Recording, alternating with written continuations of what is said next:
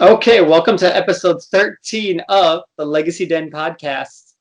Here with us is my co-host Mason, and I am the other co-host, Rob. How you doing, Mason? I'm doing well. How's about yourself? I'm doing good. Today I have a Star Ramen, which is from Prague. I see. Are you gearing up for the October bump in taxes that's going to happen?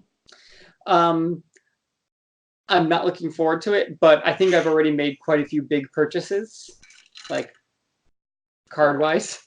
So I think I'm going to be ready for. I've been stocking up on a little bit of beer and a little bit of whiskey. The one thing that's going to start getting taxed heavily is alcohol. So I've got a couple of 6-packs in the fridge and a couple of bottles of whiskey in my liquor cabinet, just so that I don't have to deal with that price hike for a little while.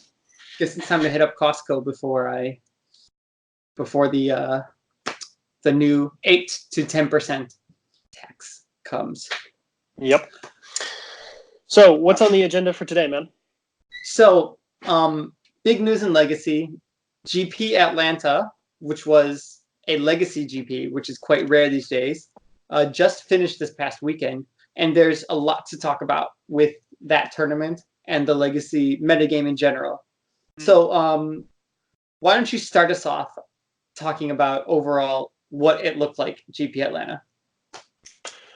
Well, word on the street was that the Rendon 6 decks, Rug Delver, or no bad cards Delver, was running rampant along the tables. I had heard that first place went to Cyrus, who is very well known for Ant, and he took down the entire tournament and seemed to be running very hot that day. So I ant in a field full of Rug Delver decks is probably going to do well, since most of their counters are fairly soft to Ant.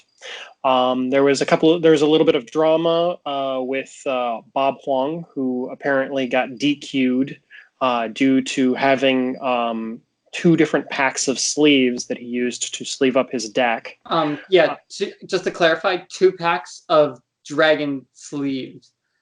So it's not like he used 2 different company sleeves. He used like these cards from this one pack, and then he had another pack. And his story is that he had one friend sleeving up some with this pack, and one friend sleeving up lands from this pack. And then when they mixed, the sleeve sizes were a little different, and it looked a little weird. And judges checked it out, and all the lands were in one type of sleeve, and all the non-lands were in another type of sleeve. And so he got hit with the DQ. That is a good clarification. Yeah, they were the same company, and they were even the same type of sleeve, but because Dragon Shield is well known for being miscut, they were somewhat noticeable which were the lands and which were the spells. I don't know about you, Rob, but I have the tendency to prefer KMC just because their quality is just bar none the best, I think. I use the same 75 regular sleeves, and then I use the sleeve protectors over that. Sleeve protectors are really popular here in Japan because a lot of people run anime sleeves, or they run the sleeves with the magic arts. And if you don't want to just run generic sleeves, you don't want to keep replacing your nicer sleeves. So you just buy the cheaper pack of sleeve covers.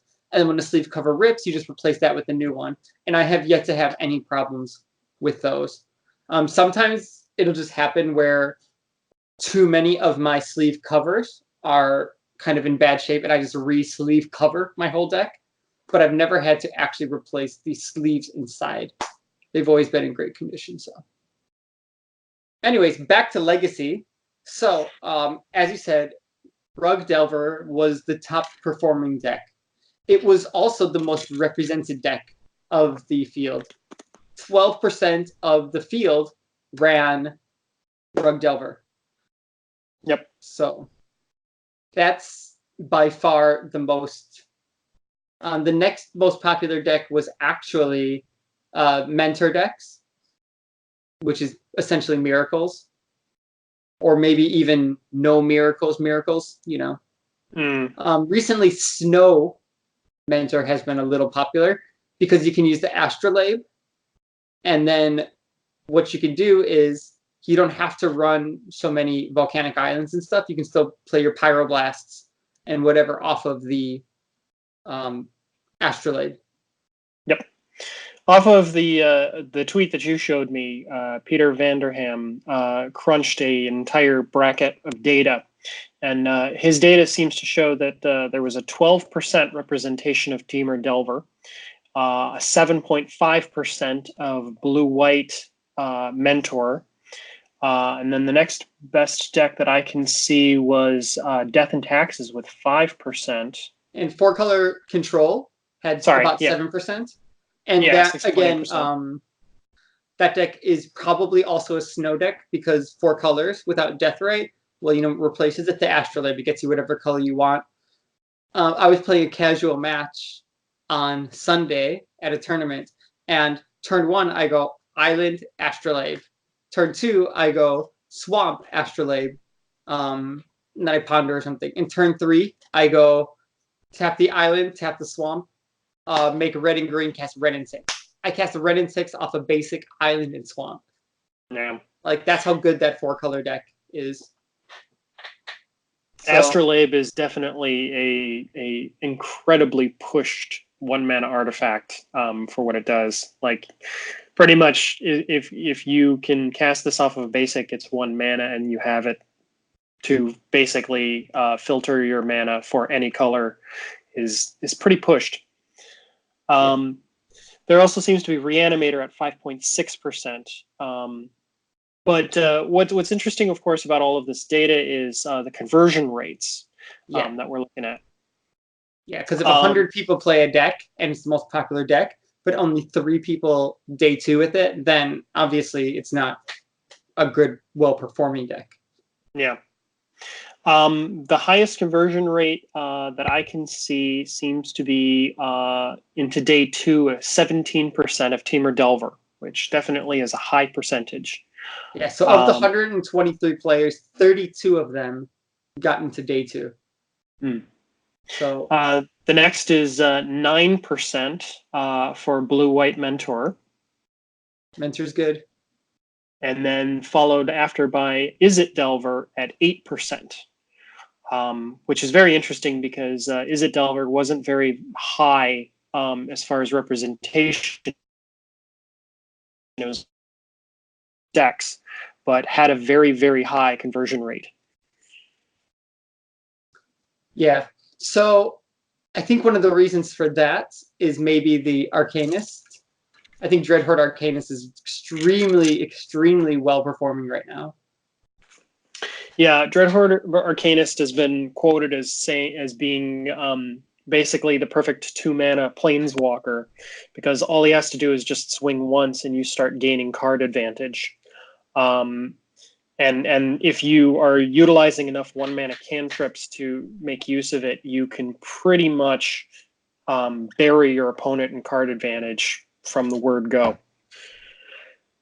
Yeah, and that's essentially what you're going for with that deck. Yep. Looking at all of this data, do you think a Rendon 6 ban might be over the horizon at some point? Well, the way I see it is Wizards likes to give Legacy a lot of time to adjust.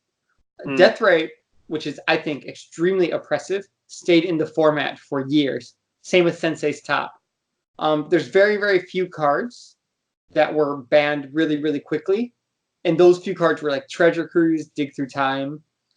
But I think Rendon 6 is kind of more like Deathrite, where it's a little more fair and not as obviously completely over the top overpowered. So I actually don't think Rendon 6 is going to eat a ban just yet. I think they're going to wait and see what the meta is going to do about it. And if Rendon 6 just overperforms, then maybe it's going to eat a ban. But if Dark Depths overperforms, maybe Dark Depths might be the next thing to get the ban, just because Turbo Depths has also been just doing extremely well recently. So yeah, Turbo Depths being 4.6% of all of the decks played and 6% of the day 2 conversion. And then for the day 3 conversion, that was 10.6%. So very, very high percentage of decks seem to be converting over. Yep.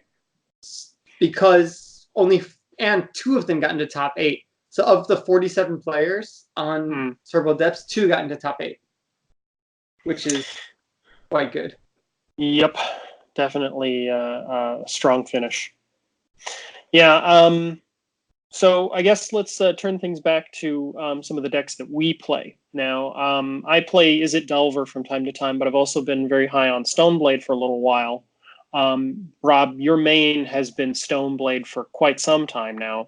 How do you feel Stoneblade is positioned in the current meta? I think in a big tournament like a GP, Stoneblade is rough because it's the kind of deck where you do pretty well, but you can kind of get out-cheesed. You know, you can play. It plays consistently. It has a game against just about everything. There's very few decks where I'm just like, this cannot win. Period.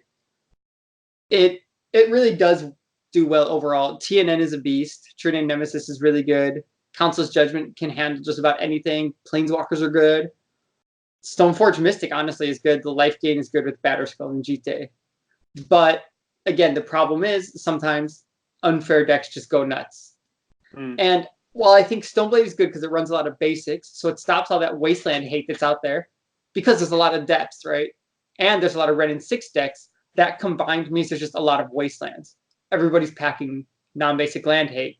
So, Stoneblade, which runs a lot of basics, mostly basics, actually does really well against that and just doesn't even care about wasteland, which I think is actually one of the stronger points to it right now, is that the mana base is really consistent. So it's difficult to have non-games.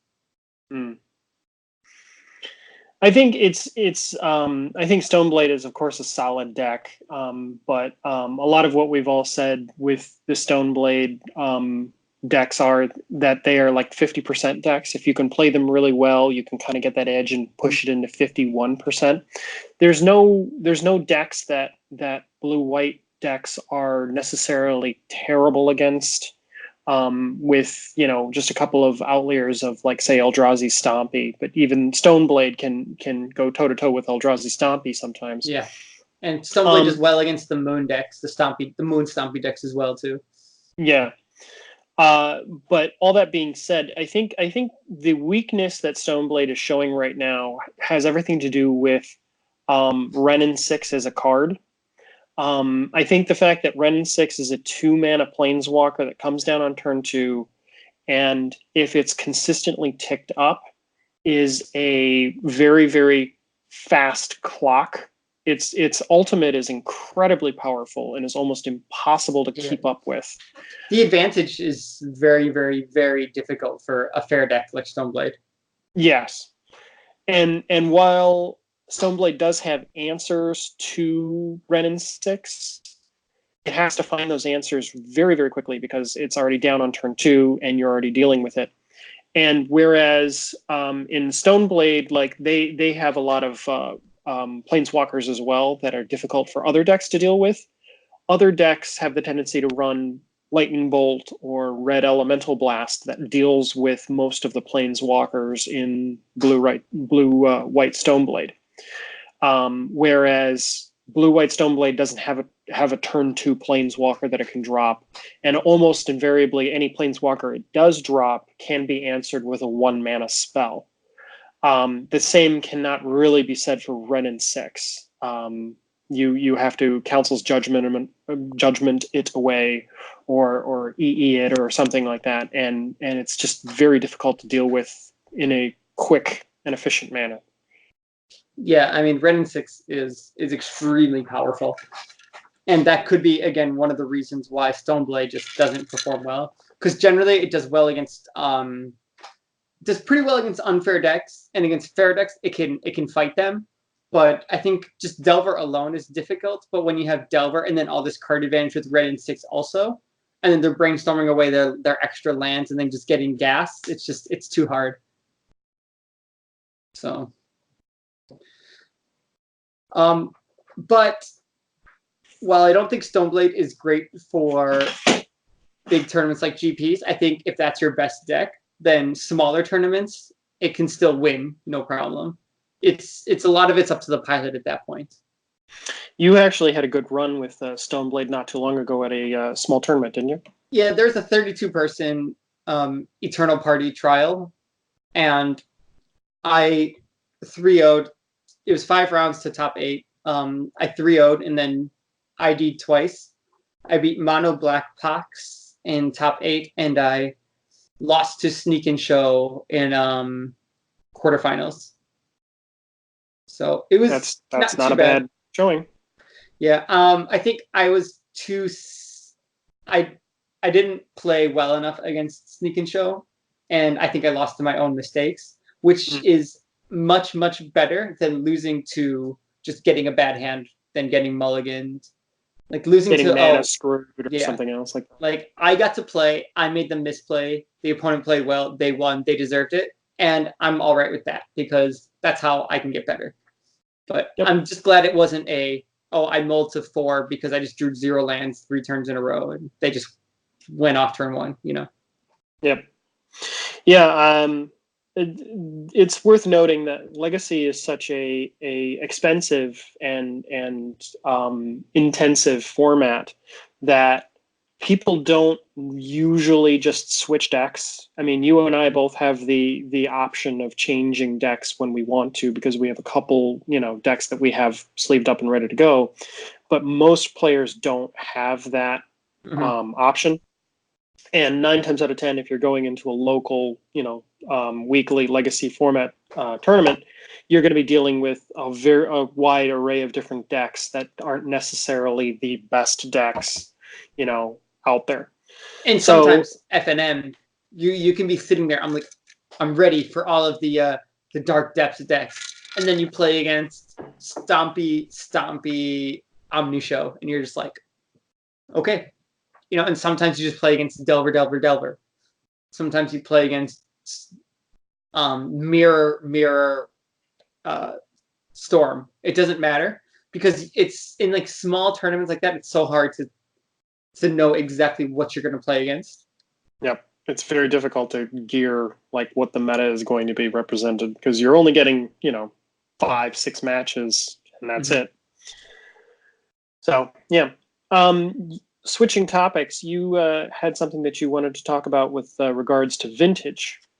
Yeah, so I will say that since Karn has been banned, I have not played against a single Karn, even though he's a one of allowed. Nobody has I've not run into one yet, and that is fantastic because that card is just so dumb. It just turns so many games into non-games. Because people can just slam out Karn quickly, and the opponent's like, "Oh, my artifact mana is gone." It just led to poor games. I love that Misstep is a one-of because now it's not going to be like, "Oh, you had a death right, okay." Like Swords hit Misstep, all right. I'm going to Lightning Bolt at Misstep. It's not going to just be Misstep. But at the same time, the threat of Misstep is still there because there's still a one-of chance in the opponent's deck. So I do like that. I think it's fine as a one-of. I still think, though, because the power level in Vintage is crazy high and it does unfair things, I still think that a couple cards could use a restriction. The first one is Narset, Parter of Veils. Because she's mono blue and a Planeswalker, and she has a static effect that only affects your opponent, it's just dumb. And you can use her minus ability twice, and then she still sticks around. So it's like you use her minus ability, you get like a counter spell, you get Force of Will or just another Planeswalker or just something. And then you can use it again the next turn. And the opponent is unable to draw extra cards to find an answer to her. And she combos with Dak Faden in that your opponent ends up draw 1, discard 2 every turn. It's just... And that's Dak's ticking up. And Narset doesn't have to do anything. Before, if you had like Leovold, then you're running 4 colors because you're running Leovold bug colors and you're running red for Dak Faden too. So if you're running 4 colors and you get that, yeah, sure, you deserve it. But you only need 2 colors for Narset, and she can just Lotus Narset. With Leovold, you kind of have to have 3 different colors. He's really difficult to come down on turn 1. So just overall, she's just too good, and she gets card advantage if left unchecked, and she just stops your opponent from essentially being able to play sometimes. Yeah, And she's a very pushed planeswalker. The fact that she immediately comes down and has an effect on the board plus replaces herself is incredibly pushed. yeah. And it's not like look at the top 2, get a card. You get look at the top 4 and get a non-creature. And again, in Vintage, sometimes the non-creature is a Mox. So if you're like, I really need another mana here, bam. Oh, I found my Mox Pearl. Good, I was looking for white mana. Swords your Thought-Knots here. And the second card I think that needs a banning or restriction is Sphere of Resistance. Because Shops already has a bunch of tax effects. And it's just so oppressive because what they do is they run 4 Revokers. So if you have a Mox, they revoke your Mox, so you lose a mana that way. They have 4 Sphere of Resistances. They have Trinisphere, which if it comes down turn 1, they just win. They have Chalice, which can either be Chalice on 1 to stop you from cantripping, or they can just simply Chalice on 0, and then you can't play your Mox. They have Thorn of Amethyst, which stops non-creatures. That one's a little easier to deal with for some decks and difficult for others. And then the Lodestone Golem, which is like 100% only hurts the opponent. Like it almost never is like, oh yeah, that doesn't matter. It just like doesn't 100% does not affect Shops because everything they play is an artifact. Yep. So I just think because there's so many different tax effects, because there's 4 spheres, something shows up every game. If they don't have a sphere, then they have the Thorn. They don't have a sphere, they have the Lodestone Golem. And God forbid they get 2 spheres in one game, and they're sitting there with wastelands and strip mines and everything. It's so many games with Shops turn into non-games because of their ability for 1 land to just Dark Ritual every turn. And so I do think that Sphere showing up a lot less game turn 1 every game would make that deck a lot less completely oppressive while still having 1 copy in there. And there's still plenty of cards that Shops can run that are good. You know, that's just my opinion. If I were to see 2 cards get banned, I'd like to see Narset and Sphere. And then Paradox right now hasn't been performing well because there's a lot of hate, but Paradoxal Outcome is the next card on like the watch list, I think. Mm-hmm. Some people are talking about unbanning Necropotence, and I'm like, that is the worst idea ever. Please never, ever, ever unban Necropotence. Unless you want to see every game go land Dark Ritual Necropotence, then please do not unban Necropotence. Card is miserable to play against. Yeah, with so much free counter magic running around Vintage, it seems. Yeah, now we have 8 forces. Great. Yeah. Well, not just 8 forces. You've got like all sorts of forces. You've got Force of Vigor. You've got Force of. Yeah, now I can run the artifact one too, because why not? I'm going to have a ton of cards anyways. Well, but like think about it. Force of Vigor can get rid of Necropotence. Sure, you can get rid of the opponent's Necropotence. That's true. Something to think about. So, but, yeah. Shall we move on to finance, or do you have any other things that you want to mention with Vintage? Let's move on to finance. So a few things I want to talk about. I still think that Modern Horizons is underpriced. I think that there's a lot of Modern Horizons singles that are worth picking up right now. Obviously, I think Rendon 6 is expensive, and everyone's like, it's $100. It's not going to go up more. But Jace was 60 at one point and went to 100, and Jace has been slowly creeping up to like 150-ish. And yeah, the difference between Ren being 100 and 110 isn't much, but what about if it becomes 120 or 130? I think Ren and 6, if you need them, it doesn't seem like it's going to go down, especially unless it eats a ban. I don't think it's going to go down just because it is that good. And at 2 mana, you can afford to put 4 in a deck. You do want to see one in your opening hand just about every game if you're running it. Again, Force of Negation also, that could easily be $50, $70. And one thing to remember about Modern Horizons is that the packs are double the price of normal standard packs. So keeping that in mind, you know, there's got to be a certain level at which the bulk rares and the more expensive cards balance out when the pack price is more expensive. I think Urza is a little cheap too, considering it's a 4-of in a really popular modern deck. It's already quite busted, and I can see it being $60 or $70 in a couple months. Aside from that, the Canopy lands, I believe, are cheap. Plague Engineer is really good. If you need your Plague Engineers, get them, because that card stops True Name Nemesis really well. And again, it stops Death and Taxes. Death and Taxes is actually running the Giver of Runes instead of Mother of Runes, because Giver of Runes doesn't die to Plague Engineer. It's a 1/2? It's a 1/2 core. It's not a human. Interesting. 1/2 core cleric. Sorry, 1/2 core cleric. So I think a lot of the Modern Horizons cards are just pretty cheap. The first sliver is only $7. If you need one, grab one. Sarah's $7. These are not that expensive. If you want the Archmage's Charm, that's $2. Ice Fang Codals, they went up a bit. Now they're kind of going back down. They're $5-6 again. One card that has not jumped that everybody thought would jump is Unbound Flourishing. If you have copies, don't panic sell. Just leave them in your binder. Forget about them. Cut them off as a loss. And then if in a few years it does go up, then you can be like, oh, sweet.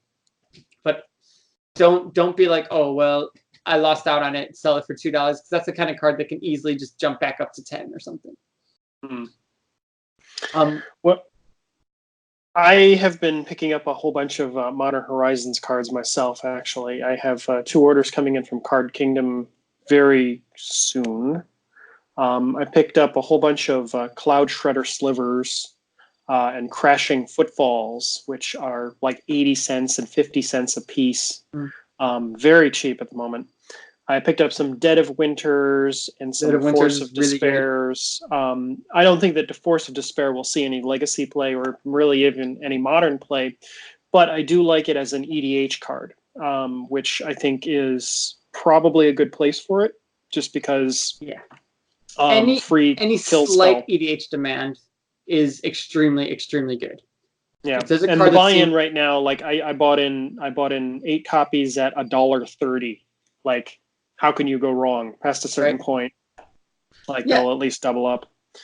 Yeah, Goblin Engineer is also really good. A lot of combo decks are running it. I've seen Legacy Painter start running that card. It really makes it it brings a lot of it together. Brings the deck together. Yep. Unsettled Mariner is pretty cheap. Winds of Abandon. It's kind of like the Path to Exile for 2 mana sorcery, but it has Overload for 6. Yep. A few decks are running that. Yeah, it's jumped up to $2 recently. I've been picking them up in Japan for like 80 cents each. Like, I mean, they're just still a great price. Yeah. Yeah, they're still dirt cheap and just kind of everywhere. Unsettled Mariner dropped to as low as $1.80 on Card Kingdom. I was just like, take them all. Yeah. I mean, Soul Astrolabes. Herder. Do you need Astrolabes? Yeah, Astrolabes. Have you heard about Soul Herder yet? No, I have not. Tell me. Soul Herder is 1 white and a blue that basically blinks a creature. I think every upkeep. Right. And then it gets counters every time. Yeah. And Soul Herder is a very popular card in EDH, and it's seen some janky modern decks and stuff like that. I picked up 16 of them at 70 cents a pop, and they're already over $2.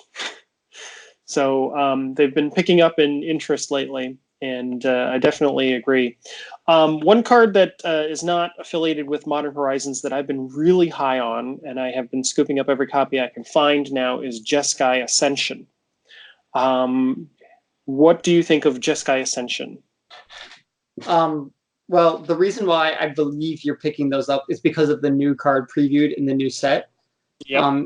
The 3-mana Merfolk, but she's not really 3 mana.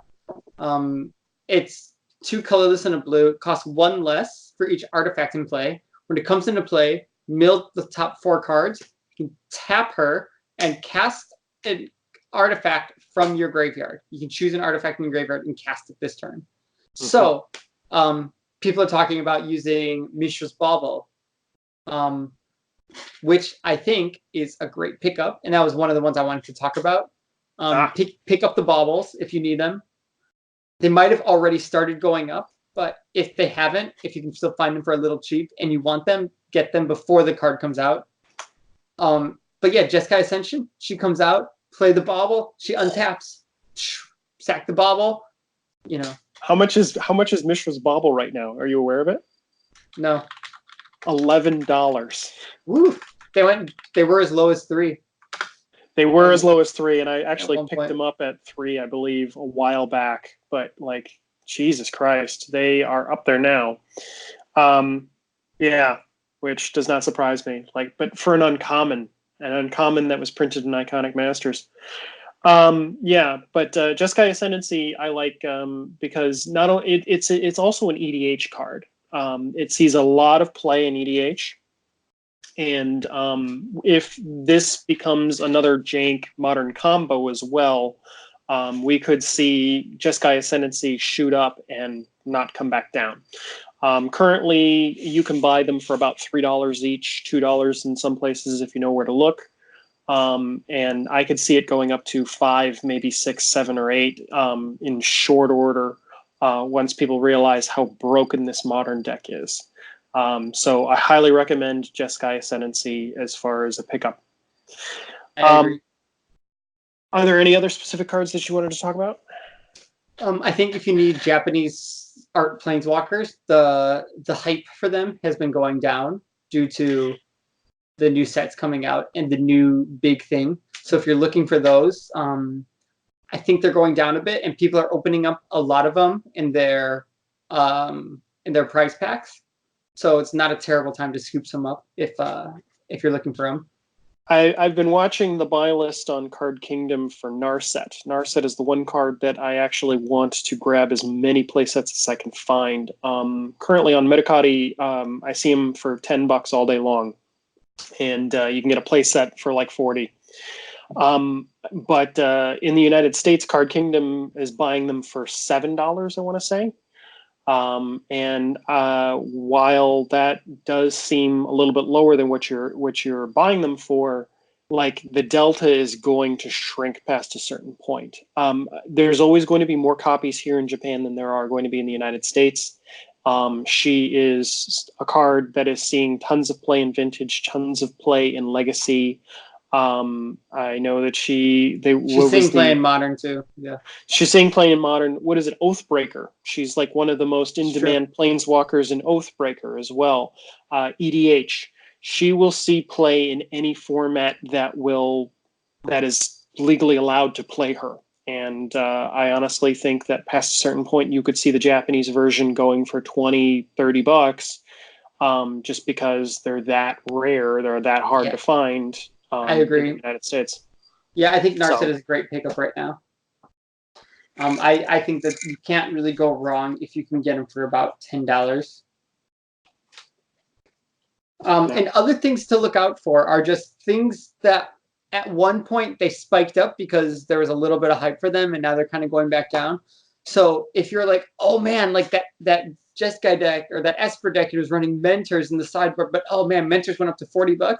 Now look, they might be back down to 20. You know. We're sort of hitting the winter doldrums, I believe, and people are starting to sell off their excess standard cards. Mm-hmm. As we get closer to rotation, people are kind of ditching cards that they don't think they're going to need, mainly because they're going to start doing that Christmas shopping, that holiday shopping, and whatnot. And so players are just going to get rid of extra chaff, things that they don't want, things that they don't need, just to get a little extra money for the winter season. So now is the time to get stuff for fairly cheap prices. Also, one of the hot topics now in the United States is the idea that we're supposed to hit some sort of recession coming forward.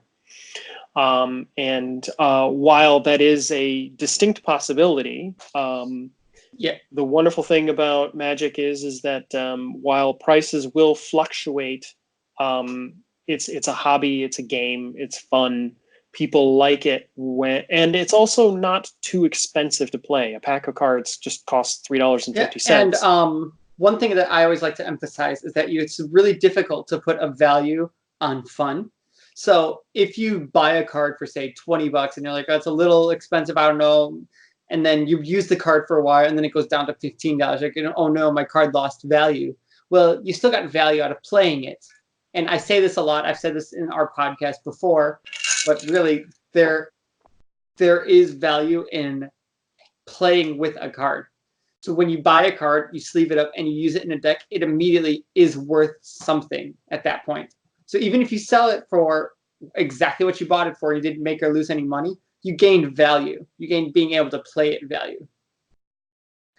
I mean, I bought Tarmogoyfs back when they were at their most expensive, about $200 each. I got them on sale for $150 each for the playset, and now they're down to $50 because they've been reprinted a million times. But I've gotten more than my share of value from those Goyfs. So I've used those 4 Goyfs in some sort of deck pretty much always since I've bought them. Mm. So I can't be like, oh no, like my Goyfs. Oh no, my Goyfs. Oh no, my Goyfs. Oh no, my Goyfs. Oh no, the Goyfs. I still have yet to purchase some Tarmogoyfs. Currently I've been moving my money around, just trying to flip it into more money and more money. I think now is a great time to buy. They're about $40 each if you don't mind lightly played. It's not that I don't mind lightly played. It's just that I want to keep moving my money. Currently, as it stands, I have enough decks to play, and all I've been doing with my money is just investing in something that I can flip a little bit later, and just keeping things liquid just to see how much profit I can kind of get together, and then maybe I will settle that money into something worthwhile. I actually think Tarmogoyf is a good pickup right now because for a while Tarmogoyf wasn't seeing much legacy play or anything because of Gurmag Angler, Fatal Push. Edicts were making a comeback now, so bolts weren't as popular. So a lot of decks just got a lot more ways to kill the Goyf. And with Eldrazi not being as popular as it once was, Tarmogoyf isn't like the that everyone needed it to be. So for a while it went down. Now I think it's starting to pick back up because of Rug Delver. All these Delver decks that are running green, yeah, they're running Goyfs, and Goyfs are really good. Jund, because of Rendon 6, has been seeing a little more play and been doing a little better. And Jund is always going to be a deck in Modern. And Jund is always going to need 4 Goyfs. There's not as many Rest in Pieces as there used to be, but I still think Tarmogoyf is a card that's going to see play pretty much always, just because for 2 mana, the value that it can be, the fact that it's sometimes just a 2 mana 5/6, and you're just like, sweet, that's pretty good value. And I think Tarmogoyf, because it was reprinted so many times, I don't know if they're going to reprint it again in another set. This might be the last time they reprinted it, so it might be at the lowest it's going to be in a while. $40 for a Tarmogoyf might be like, oh man, I remember when they were $40. Now they're back up to 80 again. So I do think Tarmogoyf is a good pickup if you don't have them and you're looking to get them. I don't think it's a terrible decision. Yeah. Well, currently I'm just looking to make more money. So. Well, that's what my agenda is. If you're kind of looking to pick up Tarmogoyf, I think you should bite the bullet now. If you're looking to pick up Stoneforge Mystics, Stoneforge Mystic has not been performing as well in Modern as everyone expected it to be. So I think that you can probably wait, and Stoneforges are going to dip a little. Same with the Batter Skull, same with the Swords. Once people realize, like, oh man, this deck isn't as good as I wanted it to be, they're going to start selling their stuff and getting Christmas money. And then that's when you're like, oh, Batter Skull's $25? Okay. Damn. Stoneforge Mystics down to 40? Sure. That's just that's my personal opinion. I noticed because I went looking at my LGS for some Batter Skulls right after Stoneforge Mystic got unbanned. They had 2 Batter Skulls in the case for like $20 like a week before, and I was just like, oh, I really should have picked those up. Swung by, and there was none in the case, and I was just like, dang it, just did not get there fast enough. I went back the other day, and lo and behold, they were back in the case again, and they're now $50 each. And I was just like, yeah, I don't think so. And turned away and walked. Yeah. Once it settles a bit and people realize Stoneforge isn't God and it's not going to be in every deck, then it's going to settle. I think Field of the Dead has potential in Modern too. I saw an interesting blue-white control deck. They're running Field of the Dead, and you're like, does blue-white control even run that many lands? But think about it. You have Island, Plains, Snow-Covered Island, Snow-Covered Plains, Colonnade. You run the Glacial Fortress. You run the Hallowed Fountain. You can run the one from Zendikar, the Battle for Zendikar, the Prairie Stream. And then you run your fetches like Flooded Strands or whatever, and Field of the Dead, and you have like a bunch of different types of lands. And now you're getting zombies for playing lands. And again, blue-white controls the kind of deck where you just sit there and you play lands and you just pass. So now if your lands are all making creatures too, it's pretty sweet. But again, you have to live that long, and there's a lot of Field of Ruins out there. But still, it's interesting. Indeed. It's just another thing that they can another way that they can go. There's one more card that I think that people should be taking a look is Savor the Moment. Because of that new red card. Yes. Savor the Moment, blue, colorless. Take another turn, skip your untap step. Why are you into this, Mason? Because there's a new card that's been printed that's 3 in a red. You can play only 2 spells and only during your turn. However, you can play any spell that is CMC up to the amount of lands that you have in play. For free. Which I thought would be interesting because there's been some brewers going around talking about Savor the Moment, which is your lands don't untap, but it doesn't matter because you can play anything as long as you have the amount of lands that you need. Yeah. So you just keep casting, take another turn, and you never give your opponent another chance to play turn. And in addition, because of the way it's worded, you can cast things like Ancestral Vision for free and just draw 3 cards. So essentially, what you're going to want to do is like you cast it, and then you cast, Savor the Moment. You untap, you play land, you can cast a Time Warp for free and maybe a Jace or something. And then now you like either Brainstorm or you uptick, take another turn, you can Savor the Moment again, and Ancestral Vision, draw 3. And you can just really, again, and then Jace again. And by the time you get enough take extra turn cards, you can just Jace them to death or whatever. Like that's the dream, but again, we know dreams don't always work too well in Magic when it comes to brewing. So you're not a fan of Savor the Moment, are you? I think it's gimmicky, and I like gimmicks, but it's one of those ones that if it performs well once or it shows up on Saffron Olive's stream and he does well with it in the league, then I think it will go up in price. Otherwise, it's going to be one of the ones that might go up a little and then it'll go back down to where it was. I see. Yeah, the new card is Fires of Invention. That's what it's called. It's 3 in a red. You can cast spells only during your turn and can cast no more than 2 spells each turn. You may cast spells with converted mana cost less than or equal to the number of lands you control without paying their mana costs. I think the deck seems interesting, and I like Savor the Moment as far as a pickup and then flip.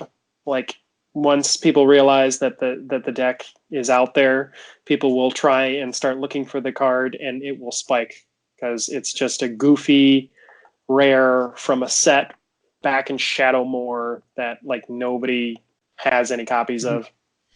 Yeah, that's a deck that I would like to actually just have someone else buy it, sleeve it up, and then I just shuffle it and play it a few times and I'm like, okay, thanks, that was fun, and give it back. but that's not a deck that I personally want to build and be like, all right, I'm going to run this deck. But it could be fun to just goof around with. Yeah. C'est la vie. Well, I think that kind of covers all of the things that we wanted to talk about today. Do you have anything else that you wanted to cover? I'm just going to say it again. Modern Horizons is underpriced. Buy what you need. Buy it now. Buy it. This is my latest Modern Horizons purchase. 4 more Japanese Force of Negations. So I used to have I have 12 Force of Negations. Now I have 16, and these are my only 4 in Japanese because I think it's kind of cool. I actually sold, I kaitoried, which means buy list in Japanese, sorry. I sold a few cards, like a Bitter Blossom, a Mycosynth, since Karn got banned in Vintage, I don't need it. And I sold a Doubling Season, I sold Karns. And that plus a few points that I had from winning tournaments there, I was able to just pick up 4 of these, which I think will be much more useful as a person who runs blue in every format. Yep. Just I'm seeing more and more copies. Before it was like maybe 1 copy in the 75, and then now I'm seeing like, oh, Vintage, I'm now running 2 copies. Oh, Legacy, I'm now running 2. Oh, other Legacy deck, I'm now running 2. Modern's now running 4 per deck instead of the 3 or whatever. So I've just noticed that each deck is running more and more of these, which is an indication that there's going to be more and more demand for this card. I really do think that Force of Negations is a card that you need to get quick before it just runs out of stock. How much did you pick them up for, by the way? They were 4,700 yen each, which is close to $50. But because of what I sold the cards for and the points, I didn't actually pay anything for them. Okay. I was just curious as to how much they were going for in the den. I've been watching them online. I've been meaning to pick up a couple spares. If you're lucky, some places might have sales and you can get them for close to 40, but generally 45 or so is about right. Yeah. Having a playset of Japanese would definitely be worth having. I think it's definitely a good investment, Rob. I agree. I love the card. If you see me with copies 17 through 20, don't be surprised either. Just saying. Yep, I agree with you. All right. I think that that's probably where we should end it for the evening. So I guess I will see you next time. Sayonara, Rob. Good talk. Sayonara, Mason.